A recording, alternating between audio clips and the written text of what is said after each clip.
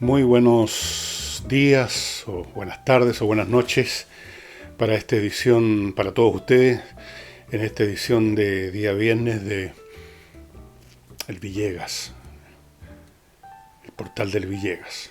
Supongo que así se llama. Antes de entrar en materia, quiero pedir excusas y dar una explicación de por qué el sonido en el programa de ayer que hice junto con Nicole Rodríguez fue tan malo en lo que toca a mí, en lo que toca a mis intervenciones. El sonido producido por el computador de Nicole Rodríguez estaba perfectamente bien. El mío era muy malo y al final prácticamente entrecortado, era indescriptible. Seguramente muchos de ustedes cortaron el programa ahí. Eso se debe a muchas cosas. El computador que usé para esos efectos es más o menos de la edad de piedra. Y no lo supe, parece, configurar bien. No es fácil en esos computadores viejos. Pero probablemente ni siquiera sea culpa del computador, sino mía, de no haber graduado bien, de no haber instalado un sistema de sonido mejor. La próxima vez espero corregir esto. Voy a usar este micrófono, que no es precisamente un micrófono profesional, pero por lo menos la voz sale decente. Y vamos a ver si usando este micrófono se acaba ese problema. Vamos a ver. Pero por lo menos a Nicole, que dijo cosas muy interesantes, la pudieron escuchar bien. Y ahora entro en materia. Como ustedes saben, el día de ayer, jueves, hubo un pequeño cambio de gabinete, un movimiento de piezas dentro del gobierno. No salió fuera del gobierno, ni entró alguien de fuera del gobierno tampoco, nadie. Simplemente algunos cambios. Creo que el más importante, o que podría ser importante, es el que el señor Sichel, que está a cargo de cuestiones sociales en el gabinete, se haya ido a Banco Estado. Me imagino yo que lo han mandado para agilizar o crear nuevas maneras de que ese banco apoye a los que lo necesitan. Me imagino que tiene que ser esa la razón y esperamos que tenga buena suerte en eso. Ahora, el asunto no debió haber pasado a mayores, no debió ser así. Pero la oposición no perdió la oportunidad de saltar al ruedo a lanzar, a escupir sus expectoraciones políticas. Y desde luego, como siempre ocurre, usaron las mismas palabras, las mismas frases. Uno no sabe si es que se ponen de acuerdo previamente para usar la misma expresión o como son de mentalidades similares, del mismo nivel, producen siempre el mismo tipo de metáforas, palabras. En este caso fue las sillas musicales. Ninguno dejó de usar la expresión que esto era un juego de sillas musicales y de decir que era un cambio irrelevante. Ahora uno se pregunta, si ocurre algo irrelevante, ¿para qué pierden tiempo comentándolo? En todo caso, la relevancia y irrelevancia de los cambios se van a ver en el futuro, inmediato incluso a medida que veamos qué hacen estas personas en sus nuevos puestos. No tiene mucho sentido, no es muy riguroso hacer observaciones ahora. Alguien de ellos dijo que el gobierno desaprovechó la ocasión de hacer un gesto real. Creo que lo dijo Fuad Chahín. Ahora, ¿cuál hubiera sido un gesto real? Que hubieran nombrado a Fuad Chahín de ministro, que hubieran nombrado a Telier de ministro, a la señora Vallejo de ministro, a Carol Cariola de ministro, que hubieran aceptado de rodillas en el suelo, ya vamos a ir a eso, las proposiciones de la izquierda. Eso habría sido un gesto, que les gusta la palabra gesto, eso habría sido un gesto real. Desde luego no existen los gestos reales, los gestos son gestos nada más, no significan nada al final del día. Desaprovechó la ocasión de hacer un gesto real, desaprovechó la ocasión de caer de rodillas. El señor Elizalde, que no pierde ocasión de decir alguna payasada, dijo que el gobierno no se hace cargo de las áreas críticas que han tenido un mal desempeño. No se molestó en especificar cuáles son, según su criterio, esas áreas críticas. Tenemos que imaginar que el tema salud, claro, y en qué sentido han sido un mal desempeño. Yo creo que en materia de gestión, señor Elizalde, ustedes debieran quedarse callados porque ya vimos lo malos que son para gestionar cuando estuvieron en el gobierno. Nunca han sabido gestionar. nunca. Y al contrario, los hechos muestran que el gobierno, dentro de todo, ha gestionado bastante decentemente, dentro de lo que se ha podido, ante un hecho imprevisto, ante un hecho nuevo, como fue esta epidemia de un virus que no existía antes. Lo ha hecho bastante mejor que muchos países, incluso más ricos que Chile. Y así ha sido reconocido por la Organización Mundial de la Salud y por otros organismos, por comentaristas de otros diarios. Pero no importa, no cuesta nada decir, repetir como un automatismo que ha habido un rotundo error, o un rotundo fracaso, o un mal desempeño. No explicó, como digo, cuáles son las áreas críticas. Quizás Elizalde debiera preocuparse de las áreas críticas que hay en su partido, en el cual en algunas partes, como él bien sabe, entran a cumplir roles incluso gente del narcotráfico. Preocúpese de esa área crítica, señor Elizalde, porque esa es bastante conocida, aunque a usted parece que se le olvidó, a la prensa por supuesto se le olvidó, como ocurre siempre en Chile, con los desarreglos de la clase política, a la semana se olvidaron. Pero hubo más comentarios. Fuad Chahín, a propósito, dijo que este cambio era una falta de respeto a los ciudadanos. ¿Por qué? ¿Por qué si el gobierno toma una decisión cualquiera, cambiar un ministro de aquí para allá, o cualquier otra cosa de diario uso, llamemos así? Un cambio de gabinete no veo, digamos, en qué podría faltarle el respeto a los ciudadanos. ¿Sería así si no hubiera hecho nada el gobierno con el tema de la pandemia? ¿Sería así si el gobierno estuviera fiesteando, se organizaran fiestas entre la moneda, no sé, fiestas como las que se organizaron en la Municipalidad de Providencia cuando gobernaba ahí una persona del progresismo? Entonces, ¿en qué sentido una falta de respeto a la ciudadanía? Otra frase que se dice sola. No tienen necesidad de pensar, menos mal, porque no sé con qué órgano podrían pensar. Después, don Heraldo Muñoz fue un poco más razonable, porque creo que es más inteligente que los demás, y dijo que esto sería, o sea, podría ser un cambio relevante si no contribuye a la emergencia. Bueno, eso está por verse.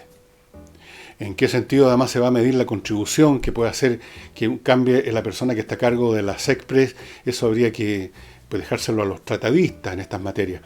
Pero aquí, bueno, si contribuye positivamente a resolver la emergencia, entonces no hay ninguna crítica que hacer. Y si no contribuye porque es irrelevante, no vale la pena hacer crítica. Así que en los dos casos más vale cerrar las sangucheras. Pero al menos me parece a mí que Heraldo Muñoz fue un poquitito más inteligente que el resto. En cuanto a lo que dijo doña Catalina Pérez, casi no vale la pena comentar. Dice que el gobierno se está mirando el ombligo. Una vez más pregunto, ¿por qué un cambio de gabinete que quizás tiene como objetivo principal el llevar a Sichel, que ha manejado cuestiones sociales, a Banco Estado, para que maneje los dineros de Banco Estado de una manera más favorable para los que están muy jodidos económicamente? No veo por qué eso equivale a mirarse al ombligo. Pero una vez más es una de esas frases que no necesitan pensar. La izquierda tiene una especie de armario con frases hechas y sin necesidad de pensar que es una tarea dificultosa para ellos, sacan la que les parece más o menos que podría venir a cuento. No es muy difícil porque son todas muy parecidas, podrían sacar cualquiera. Podría haber dicho Catalina Pérez que este cambio de gabinete era un fracaso rotundo. Podría haber dicho que esto es una demostración más que este es un gobierno reaccionario. Cualquiera frase de las que tienen ahí le habría servido, porque da lo mismo. No se trata aquí de expresar un pensamiento. Catalina Pérez ni los demás tuvo interés en expresar un pensamiento surgido de la observación racional de los hechos, sino que se trata simplemente de tirar un esputo político contra el gobierno, uno más. Es lo que hacen todos los días, por lo demás.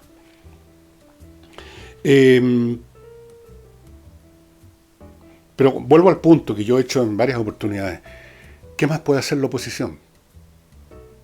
Supongo yo que si entre todos ellos, juntando fuerzas así, porque a veces, como dicen, varios cerebros piensan mejor que uno. Bueno, a lo mejor ahí juntando varios cerebros habrían logrado más o menos lograr el equivalente a uno. Pero en fin, si se hubieran reunido, si hubieran hecho un estudio serio, uno podría esperar que hubieran podido producir un plan general importante, macizo, para resolver los problemas que ellos están siempre acusando al gobierno de no haberlos resuelto. Pero como no lo han hecho, como no hemos visto más que proposiciones aisladas, como alguna que voy a examinar más adelante, que se caen por su propio peso, por absurdas, por imposibles, por irresponsables. Entonces, como no tienen mucho que ofrecer de verdad, y supongo que se dan cuenta, entonces, ¿qué otro recurso tienen para manifestar que están vivos, que existen, que simplemente recurrir al método elemental, primitivo, repetitivo, de todos los días, si hay alguna, si ha hecho el gobierno alguna cosa o ha dicho alguna cosa, saltar a criticarlo, tomando de esta alacena donde están las frases hechas cualquiera. Y ahora fue que el gobierno se mira al ombligo, o que fue una falta de respeto a los ciudadanos, y que otra más, que hubiera habido tenido que hacer un gesto real. Siempre los gestos es una palabra que se usa mucho, hay un millón de gestos listos para sacar del estante. Da lo mismo. En fin, déjenme ir por favor a mi primer bloque publicitario. Para los que tienen que hacer trámites notariales, cosas que no son muy agradables ni siquiera en tiempos normales, porque las esperas son más o menos largas siempre. Hay mucha gente que necesita hacer trámites notariales porque este es un país repleto de trámites donde se piden papeles notariales, este es un país burocratizado, empapelado. Entonces, a cada momento, y todos sabemos lo desagradable que es estar esperando que uno lo atienda. Bien, tenemos entonces este producto fantástico que es notarioexpress.cl, una página de internet. Usted entra a notarioexpress.cl, marca o empieza a escribir en una ventanita, le van a salir al tiro un montón de opciones, usted marca la que es la suya, el papel que necesita. Pongamos un permiso notarial para que un hijo haga tal o cual cosa, o qué sé yo, lo que sea. Inmediatamente van a aparecer los espacios donde se le preguntan, se le piden que usted llene los datos que se requieren para tramitar este papel. Terminado eso, usted paga con su tarjeta, send, y estamos casi listos porque esto va a dar a la notaría más cercana a su domicilio o, en su defecto, a la notaría que usted prefiere, por cualquier motivo, y se le indica cuando vaya, probablemente en cuestión de horas, al otro día quizá, y entonces usted va a tener que ir porque hay que firmar en la notaría. Todos los papeles que se tramitan en notaría se tienen que firmar ahí, pero el trámite va a ser de un par de minutos. Usted llega, el papel ya está firmado por el notario, el papel ya está pagado, usted ya lo pagó, todo lo que tienen que hacer es firmar ahí en el mesón e irse. 3 minutos, 5 minutos, más lo que le tomó el viaje a la notaría, pero eso descontémoslo porque igual habría gastado ese viaje, ese tiempo para ir a quedarse en la notaría. En minutos está listo su papel. No puede ser más práctico. Fuera de eso, usted si necesita, lamentablemente, despedir a un número sustantivo de personas, un finiquito masivo, la legalización de un finiquito, más bien dicho, ya sea con un método centralizado que tienen, en que la empresa elige una notaría dentro de la red de notarías asociadas a este servicio para hacer el proceso, o descentralizada, si el trabajador elige cualquiera otra de las notarías del sistema, y todo se facilita, este trámite no muy grato, pero que a veces es preciso, se facilita mucho. Para usar esto, escriba y dé los detalles de su empresa, qué sé yo, a contacto @notarioexpress.cl. Eso es todo.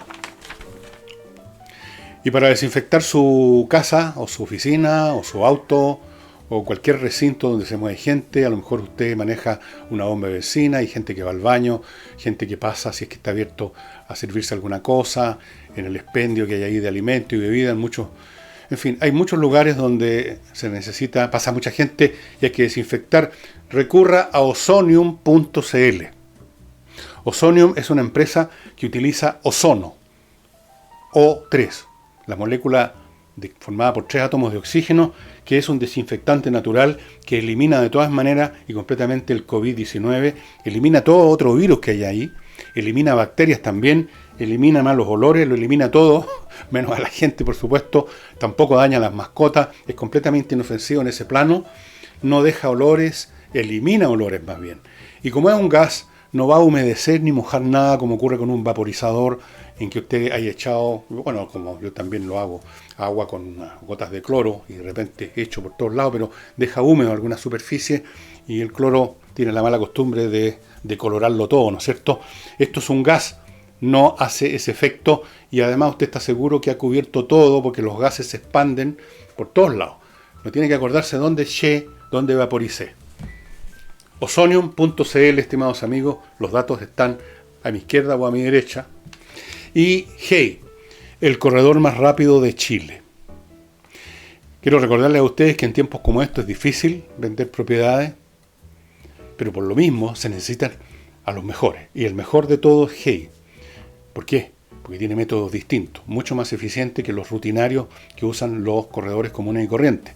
Él trabaja además la semana corrida, no hay día de descanso para Hey. Fuera de eso sabe encontrarle buenos arrendatarios, sabe tasar su propiedad y si usted lo desea, le administra sus propiedades si usted las arrienda. Si usted es rentista, bueno, entréguele esa pega que es pesada a Hey. Otra de las malas ideas, pero que suenan bien para la barra brava, es una proposición presentada por gente de la izquierda y firmada y apoyada también por gente de la democracia cristiana, que les encanta cada rato ser más papistas que el Papa, para aplicarle un impuesto, dicen ellos, por una vez, aunque no, ya sabemos lo que son los impuestos por una vez en Chile, un impuesto del 2,5% al patrimonio de los llamados súper ricos, que serían personas que tienen 22 millones de dólares o más. Ok. Sobre esta materia, yo ya he hecho un par de comentarios, pero estuve viendo también los que hacen esto que los medios de prensa llaman los expertos. Bueno, los expertos están todos de acuerdo en que es una pésima idea. Es una pésima idea por donde se lo mire. Si se implementa, significa hacer todo lo contrario, dicen estos expertos, de lo que se requiere en situaciones en las cuales el problema es reactivar la economía, porque dice, desincentiva la inversión, genera el miedo razonable entre quienes tienen plata de que esta no va a ser la única vez. Genera una injusticia porque el patrimonio son cosas que ya pagaron impuestos, cosas que usted ya compró, que usted tiene, por ejemplo, su casa, usted pagó un impuesto cuando la compró, usted pagó un impuesto si la recibió como legado, y eso vale para cualquier propiedad que usted tenga, sus automóviles, usted ya pagó el impuesto. Entonces le van a sacar de nuevo otro impuesto. Y se genera una situación en que pareciera muy fácil ir extorsionando a los que tienen plata para, no sé, para que en el camino, de fuera de lo que sacan de comisión los señores que están metidos en el trayecto administrativo y político, algo llegue a la gente. Lo cual no sirve de nada, porque si ustedes hacen los cálculos, ellos han hecho unos cálculos absolutamente ridículos en cuanto al dinero, hablan de miles de millones de dólares, pero ahí tenemos otro problema, como dicen los expertos. ¿Cómo se mide el patrimonio? ¿Qué es el patrimonio?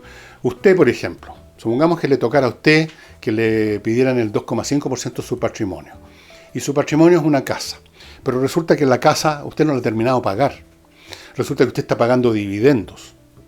Bueno, de hecho ya pagó un impuesto. Ha pagado un impuesto por todas las operaciones que ya ha hecho con su casa. ¿Hasta qué punto es su patrimonio si todavía no ha terminado de pagar la hipoteca? O sea, valoran su casa, pongamos en 200 millones, y para poder pagar el 2,5% de eso, bueno, a lo mejor tiene que vender la casa. No sé, depende del caso. Es una pésima idea, no se puede medir cuál es el patrimonio. Es expropiatorio, literalmente. Es completamente injusto porque grava cosas que ya fueron grabadas por el Estado. Es una especie de donación obligatoria que se le pide a los llamados súper ricos. Y, más importante que eso todavía, genera más desconfianza de la que ya hay a partir de los despelotes de octubre en los que tienen dinero, en los que quieren invertir, ya sean inversionistas nacionales o extranjeros. Se crea un clima de desconfianza. Y resulta que lo que más necesitamos es gente que ponga en pie las empresas, que ponga plata para ponerlas en pie, que ponga plata para hacerlas crecer, porque son las empresas las que contratan personal. No es ninguno de los congresales que propuso este proyecto. Esas personas solo contratan a 3 o 4 personajes de su familia para, bajo el pretexto que están pagando una asesoría, quedarse con la mitad de los dineros que el fisco les pone para pagar asesoría en su bolsillo. Estas personas no lo van a emplear a usted. Estas personas no emplean mucha gente, no emplean casi a nadie. Entonces es una pésima medida, pero suena bien. Les suena bien a ellos en primer lugar. La gente de la izquierda, desde su niñez, desde los primeros días que son de izquierda, miran con sospecha y con fastidio todo lo que suene a dinero, a capital, a riqueza, a capitalismo. Todo eso para ellos es sospechoso, todo eso es expresión de una sociedad de explotadores, una sociedad desigual, una sociedad inicua, donde reina la iniquidad, la desigualdad, el aplastamiento de los pobres, la expropiación de los pobres. Entonces todo lo que se asocie con dinero, con gente que es millonaria, o que es rica, o que es súper rica, o que le fue bien en la vida, que tiene alguna cosa, o muchas cosas incluso, todo eso es pecaminoso. Todo eso está todo el tiempo, esas personas con esa estructura mental buscando de qué manera o expropiarlo, o exprimirlo, o achurruscarlo de algún modo, o como mínimo desacreditarlos. Están siempre en eso, están siempre en esa parada. Porque claro, ellos tienen un modelo de sociedad beatífica, bucólica, pastoril, donde milagrosamente está todos los días cayendo del cielo no solo maná, sino que los televisores, los celulares, todo se produce por sí solo. No se necesitan empresas ni empresarios. Cae del cielo todos los días. Usted sale, saca la mano por la ventana y le cae un celular.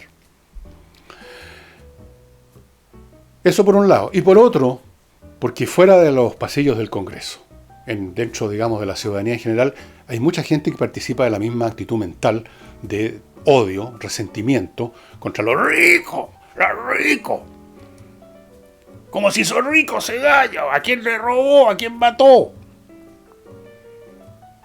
Es el tipo de gente que cuando se puede, no pocos de ellos se meten en la turba que está saqueando un local. Apenas se apaga la luz, apenas hay un terremoto, apenas hay una situación como la de octubre, montones de personas que uno creería que son gente común y corriente, usted las ve entrando a los supermercados y saliendo con un televisor, saliendo con cualquier cosa, felices.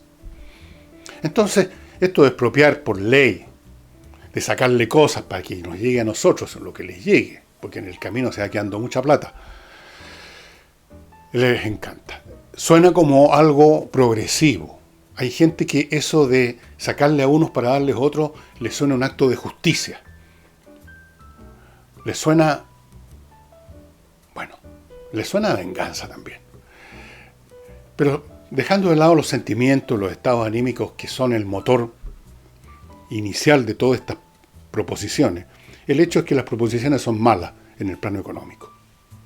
Sencillamente van a terminar de darle un balazo en la cabeza a este país, cosas como esa. Es decir, el país lo que más que necesita es reactivarse y esta cosa va exactamente en el sentido inverso. Déjenme, si me permiten, pasar a otro de mis bloques. No queda mucho, no se preocupen. Además, como les he dicho siempre, todos los consejos comerciales que les doy aquí son de productos realmente que valen la pena. Todos ellos. Por ejemplo, este que les voy a decir ahora, los perfumes que exporta Chile de forma exclusiva, Mon Parfum. Una empresa de chilenos, pero establecida en Francia. Ellos son representantes exclusivos de 3 grandes casas perfumeras y mandan toda la variedad de perfumes de cada una de esas cajas perfumeras. Yo ya he recibido 2, si no me equivoco, frascos de esos que uso a la salida del baño. Son exquisitos. Usted entra a la página de monparfum.cl, que además es muy bonita. Tienen un chat para interrogar a las personas que están ahí sobre qué le aconsejan a usted comprar. Lo paga y lo va a recibir muy rápido porque tienen un depósito acá en Chile y tienen una manera de distribuirlo muy velozmente, de manera tal que lo va a recibir en pocos días. No voy a decirle que en el mismo día, hoy en día nadie puede entregar en el mismo día, pero lo va a recibir en pocos días. Perfumes realmente exquisitos, monparfum.cl, único representante de estas casas perfumeras. Y el único que en Chile se hace cargo de optimizar la gerencia o división o departamento contable, de auditoría, de contabilidad, de personal, en fin, administrativo de las empresas, la única que lo hace es Controller. Controller es una empresa muy especial, única, creada por contadores auditores que estuvieron trabajando 20 años en empresas internacionales, grandes. Y decidieron fundar, organizar y operar esta empresa Controller, que se hace cargo en el grado que usted quiera, a veces simplemente como una asesoría y una serie de consejos, o hacerse cargo de tomar en sus manos el asunto totalmente, esa sección administrativa donde los problemas están ahí acechando todo el tiempo. Problemas derivados de toda clase de situaciones, en primer lugar porque es complicado los sistemas administrativos, se mueve mucho papel, mucho dinero, mucho número, mucho libro, mucha cosa. De repente basta que un contador esté enfermo una semana y no asista para que quede la crema en una empresa. Póngase en manos de Controller, ya sea que su empresa es pequeña, mediana o grande, ellos tienen planes para todo tipo de empresas. Y por cualquier duda, aquí hay una serie de teléfonos, aquí o aquí, y direcciones para contactarse con la gente de Controller. No le va a costar ni un peso preguntar, contarles qué clase de empresa es la suya, qué problemas suele tener, qué pueden hacer por usted. Todo eso es gratis, y si usted se hace finalmente requiere los servicios de ellos, no se va a arrepentir. Y para hacer negocios para hacer negocios en Estados Unidos específicamente, para invertir en Estados Unidos, muchos de ustedes no saben cómo lo hago. A ver, ¿qué hago quiero invertir en Estados Unidos, pero por dónde parto? Parta, pues, estimado amigo, entrando a inviertaenusa.cl. La página inviertaenusa.cl, esta empresa que tiene este sitio web, se encarga de llevarlo de la mano a Estados Unidos para hacer una inversión. No solo conocen y operan los mecanismos administrativos y legales que se requieren para invertir dinero en Estados Unidos. Mucho más que eso, ellos tienen carpetas con ofertas, con negocios posibles para que usted elija. Tienen 3.500 franquicias de otras tantas empresas de todos los tipos, para que usted vea dónde le interesa invertir. Tienen cientos, si no miles, de ofertas específicas de bienes inmobiliarios, para que usted compre una casa, un departamento, un terreno, todo. También le tramitan, si usted quiere, una cuenta corriente en un banco norteamericano. ¿Y qué más? Más no se puede pedir. Póngase en contacto con ellos. Si quiere invertir en Estados Unidos, póngase en contacto con inviertaenusa.cl. Y Lavabo Club, finalmente, en este bloque, es el detergente ideal para la ropa. Vienen 10 litros que dura en este tanque que ustedes ya han visto muchas veces, que dura una eternidad, es biodegradable, es hipoalergénico, y usted no tiene que salir de su casa para adquirirlo, se lo van a llevar a su casa. Usted compra y le llega el primer tanque, cuando se está acabando usted llama o se contacta en las direcciones que aparecen a mi izquierda o a mi derecha, y le van a llevar a la casa otro tanque, y se van a llevar el otro, y así sucesivamente. Lavabo Club. A propósito de lo que pasa en Estados Unidos, ayer se celebró un memorial para este señor Floyd, este hombre que murió bajo las rodillas de un policía. Y se está viviendo en Estados Unidos un proceso que lo hemos visto acá en Chile, se ve en todas partes del mundo, y es la construcción del mito histórico. Floyd, literalmente, este hombre de color que aparentemente murió de asfixia, ha sido canonizado. Y lo divertido del asunto es que este señor Floyd, nadie se ha preguntado, por ejemplo, que yo sepa, bueno, ¿por qué lo estaban arrestando? ¿Por qué fue a él que la policía detuvo en ese momento, en ese lugar, en esa calle? No vamos a creer que la policía sale al tuntún a escoger a alguien para detenerlo y ponerle la rodilla en el cuello. ¿Qué es lo que estaba haciendo? Bueno, resulta que Floyd tenía un nutrido prontuario. Floyd estuvo 5 veces en la cárcel por delitos. La última vez fue el año 2009 por asalto agravado, o sea, asalto a mano armada. Es posible que después de eso es lo que dicen algunos, este hombre que ya lo están pintando como un santo, un hombre bueno, un hombre incapaz de matar una mosca, se haya resocializado, se haya convertido a la honestidad. Puede ser, yo no digo que no conozco al señor Floyd, no alcancé a conocerlo, pero el hecho es que no era simplemente una persona que iba por ahí en la calle y lo agarraron porque sí. Tenía 5 veces, había estado en la cárcel, y entiendo que estaba en ese momento, lo estaban deteniendo por alguna situación que estaba protagonizando. Pero todo esto ya importa nada, porque ya se creó y se está creando el mito del gran hombre negro bueno, el nuevo tío Tom, que ha sido asesinado brutalmente por una policía a la cual están pintando como una policía que está ejerciendo el genocidio. Tampoco sirve de nada, como ha hecho el Departamento de Justicia en Estados Unidos, como hizo ayer o anteayer el Washington Post, que es un diario demócrata, un diario de oposición a Trump, manejando estadísticas que demuestran que no es verdad que se están matando a más negros que a nadie. Cada vez mueren menos personas de color, precisamente porque los policías, un poco lo que pasa aquí con los carabineros cuando hay un problema, ya temen hacer nada, no sea que los acusen de racistas. Entonces vean ustedes las cifras del Washington Post. Mueren muchos más blancos a manos de la policía que negros a manos de la policía, en igualdad de situaciones de crimen, en igualdad de situaciones en que los delincuentes enarrolaron armas. Y hay muchas estadísticas por el estilo que demuestran que la narrativa que se ha establecido ya como oficial, la historia oficial, es de que en Estados Unidos se está matando en masa a los negros. La policía sale cada mañana con el deseo de matar a algún negro, que el racismo es brutal, etcétera, etcétera, etcétera. Yo creo que hay racismo, pero en este momento se está dando vuelta. En Estados Unidos ahora, si ustedes examinan los medios de comunicación, si atienden a lo que dicen los políticos, especialmente de los demócratas, ser blanco en Estados Unidos es ahora un pecado y hay que pedir perdón.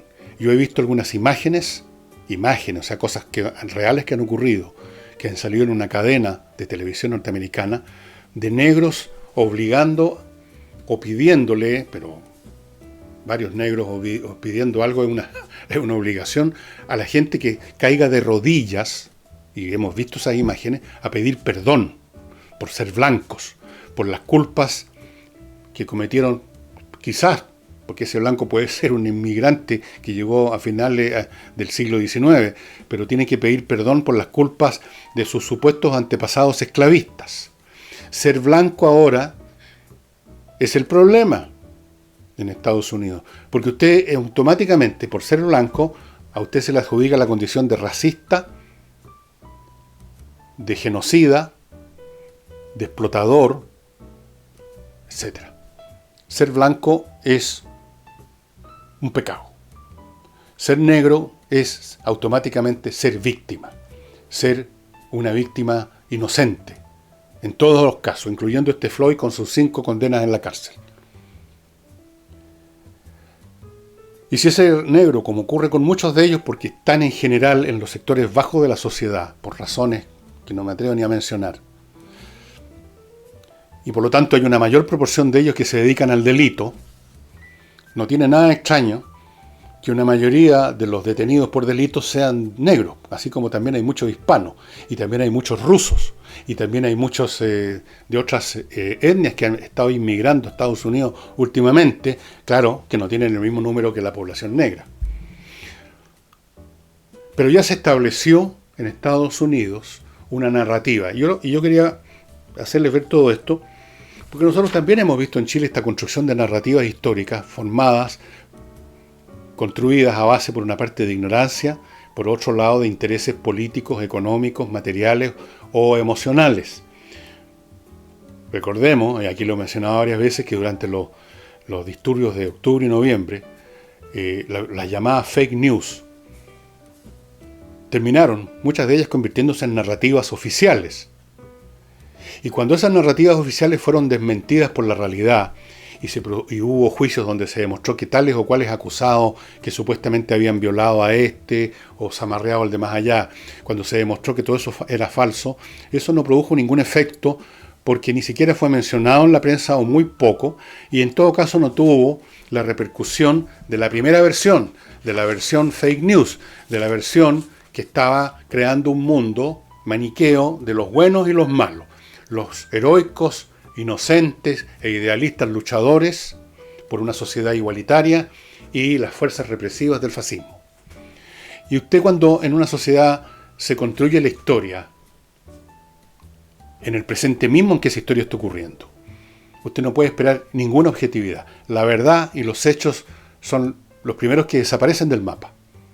Y si usted, ante una narrativa que glorifica a tal o cual grupo, si usted enarbola hechos o raciocinios que ponen en tela de juicio o incluso desmoronan por la fuerza de la lógica o de los hechos esa versión, con mayor fuerza usted va a ser perseguido y va a sufrir un grave precio, un serio precio, capaz que lo pateen en el suelo, en proporción directa a la falsedad que usted está demoliendo. Porque las falsedades son frágiles y hay que defenderlas, impidiendo que levante cabeza la verdad, la observación de los hechos, el raciocinio. Y los que han aceptado una mentira que les parece conveniente, que los glorifica a ellos mismos, tienen todas las razones, o más bien dicho, todas las emociones del mundo para querer reventar a aquel que les está demostrando que están en una postura completamente falsa. Y así se establecen mitologías y se establecen narrativas, y uno las puede ver en todos estos procesos sociales en gran escala, cuando son estudiados con calma, muchos años después, cuando ya a nadie le importa, cuando los historiadores no tienen una agenda. Un historiador de lo que pasó, pongamos, qué sé yo, con Julio César, ¿qué agenda puede tener? Son hechos que ocurrieron, ¿cuánto? Hace más de 2000 años, 2040 años, 2064 años atrás mataron a César. ¿Quién podría tener un interés creado con respecto a eso? Los historiadores que realmente miran un pasado más o menos alejado pueden tener, pero no siempre, un mayor grado, no una total objetividad, un mayor grado de objetividad. Pero la historia que se construye en el presente mismo, en que esa historia está ocurriendo, es hecha a base de sacralizaciones de héroes, satanizaciones de los malos, falsedades, interpretaciones hechizas, gratuitas, ficticias, interesadas, y alrededor de ellas hay una enorme dosis de emocionalidad para levantar esas historias y sostenerlas. Con cuánta mayor fuerza, cuanto más absurdas son. Porque no me van a creer ustedes que una persona con un dedo de frente podía creer en octubre que los helicópteros del ejército andaban disparando hacia el Tuntún sobre los techos de Santiago. Pero resulta que los que vivían fuera de Chile, los que recibieron eso como noticia, que no tuvieron ninguna oportunidad para ver, por último, con sus ojos, porque aquí no se trataba de razonar, sino que de mirar, no tuvieron capacidad de raciocinio suficiente para decir es imposible que en una situación cualquiera unos helicópteros estén disparando al Tuntún a cualquiera, pues.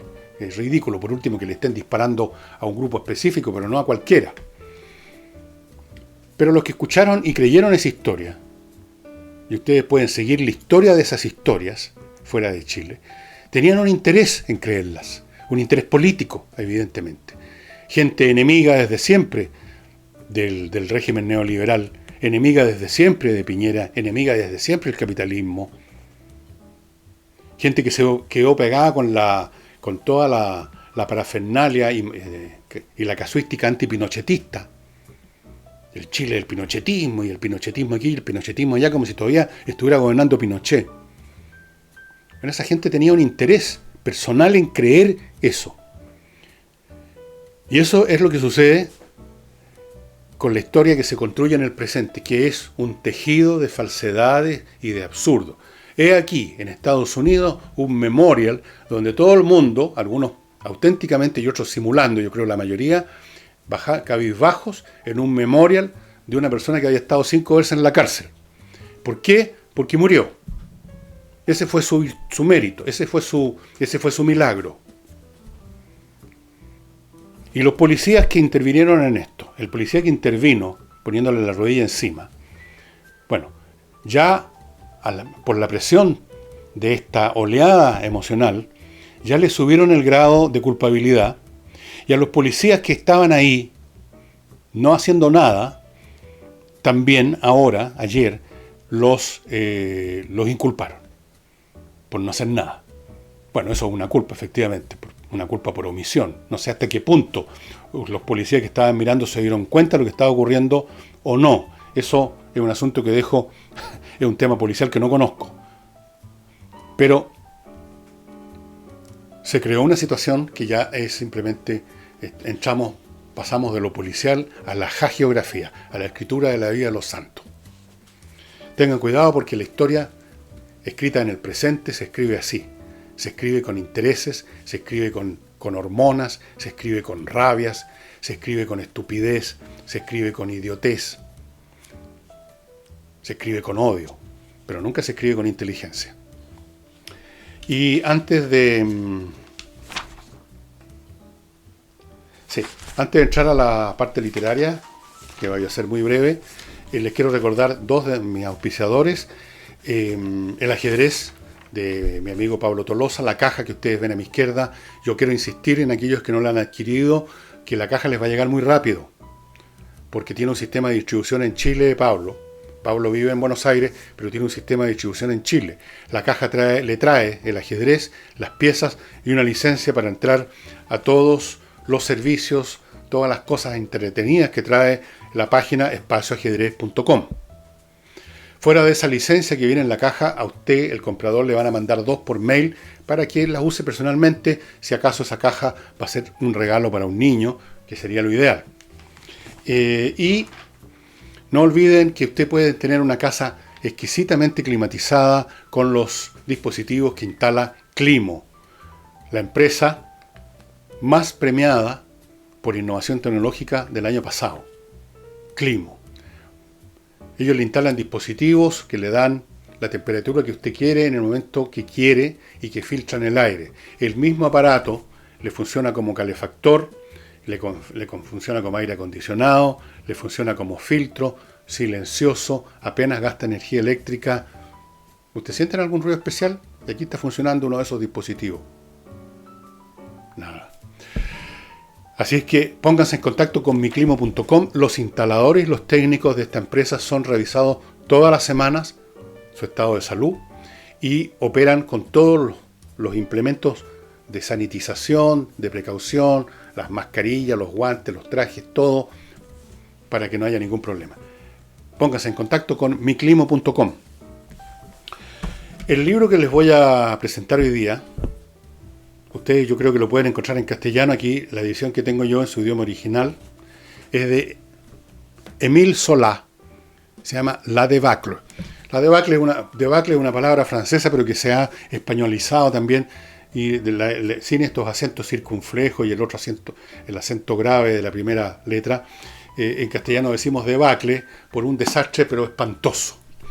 Y esta novela, como ustedes ven, hay unos soldados ahí en la portada, está ambientada en una debacle, la guerra franco-prusiana de 1870, donde para los franceses fue una debacle. Fue una debacle. Esta fue una guerra que es muy poco conocida, fue en 1870, duró un año, un poco menos. Los franceses fueron derrotados en todas las batallas, pero los alemanes pagaron un precio muy alto también. Fue una de las guerras, podríamos llamar ya modernas, que se usaron ferrocarriles para mover tropas, se usó el telégrafo para comunicar a las distintas unidades con el centro de mando principal, se utilizaron por primera vez obuses, los alemanes, los franceses no, obuses de artillería que estallaban por contacto, al tocar el suelo, lo que fuera. Se utilizaron por los dos lados rifles de retrocarga, que dan una mayor, en esa época se estaba reemplazando el mosquete que se cargaba por la boca, ustedes lo han visto en películas, que echar la pólvora, echar la bala, poner ta. Esto era un proyectil, un cartucho. De ahí viene la palabra cartucho, aunque ya no se usan cartucho en realidad, que era la bala puesta dentro en la punta de un cartucho, podía ser de un papel grueso o de tela en el caso de los rifles franceses, con el fulminante y la pólvora, de forma que meter ese cartucho en la recámara y disparar era mucho más rápida la cadencia de fuego, por lo tanto la mortandad por el fuego de fusilería fue muy grande. Se inventó, los franceses, la ametralladora, la mitrailleuse, que lo usaron pésimo, pero mitrailleuse. Fue una guerra bien moderna. Se usaron globos aerostáticos al final, cuando ya los franceses estaban defendiendo París, usaron globos aerostáticos para comunicarse con otras regiones. Una guerra muy moderna y muy sangrienta. El uso de estas armas modernas causó una tremenda devastación. Incluso los alemanes sufrieron más bajas en algunas batallas que los franceses por el mortífero fuego de un rifle francés que era el Chassepot, que era mucho más efectivo que el rifle alemán.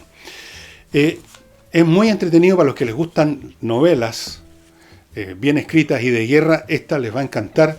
Voy a leerles en las primeras líneas de esto que está, y voy a hacer la traducción como de costumbre, malita, porque va a ser a capela.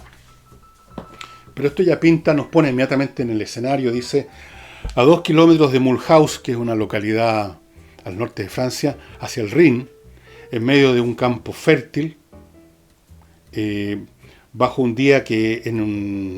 la luz de un día que ya estaba pasando de la tarde a la noche, con un cielo tormentoso, repleto de pesadas nubes.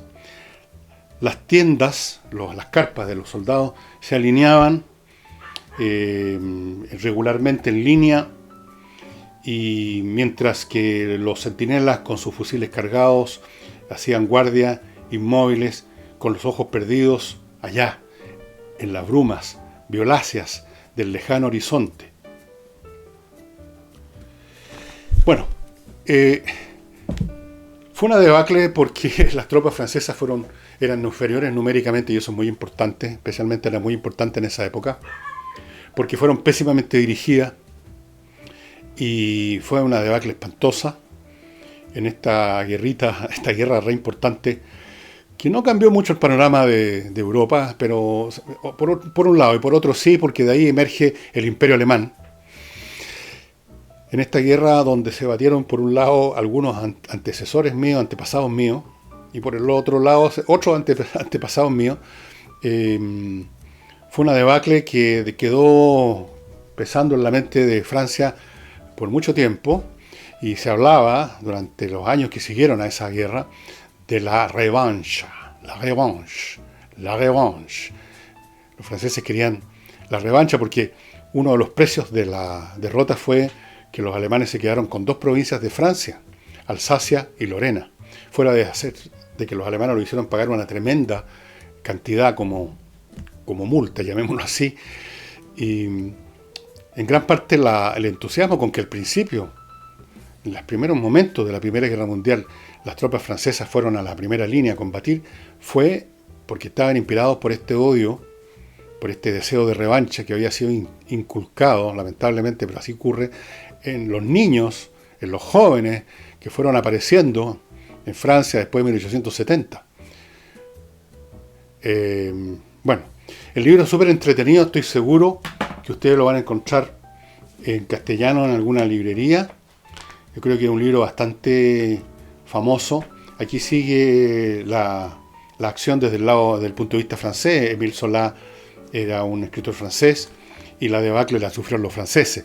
De forma que aquí uno va siguiendo a algunos personajes que van pasando de un frente a otro, de una batalla a otra, infligiendo muchas bajas, sufriendo muchas bajas, y todo esto en medio de un desorden, de un despelote que uno no se lo puede ni imaginar. Fíjese que para terminar el programa había momentos en que un tren con suministros para los franceses llegaba a una estación con, qué sé yo, con los rifles para soldados que no habían podido sacarlo de otro lado, y en otro tren a otra estación llegaba la munición. Todo así, un despelote increíble. Bueno, contra eso los alemanes montaron su habitual orden y disciplina y sus cronogramas exactos y un alto mando fantástico que fue luego copiado por todos los ejércitos del mundo, un alto mando muy profesional que manejó las operaciones 100 veces mejor que los franceses, que no sabían qué estaban haciendo. Al final, los soldados franceses eran, por así decirlo, arrojados a un lugar a abatirse sin ningún sentido táctico ni estratégico, eran arrojados a la muerte. Como dijo en la última batalla de Sedan, un oficial francés, Sedan es un lugar que está en una hondonada. Así que uno de ellos dijo, esta es una basenica y nos van a cagar encima. Y tal cual. Bueno, eso sería todo por hoy día, estimadas amigas y amigos. Nos veremos mañana sábado con algún tema que buscaré que sea de su interés. En una de esas podría ser la guerra franco-prusiana. Cualquier comentario lo espero en mi contacto elvillegas.cl. Muchas gracias.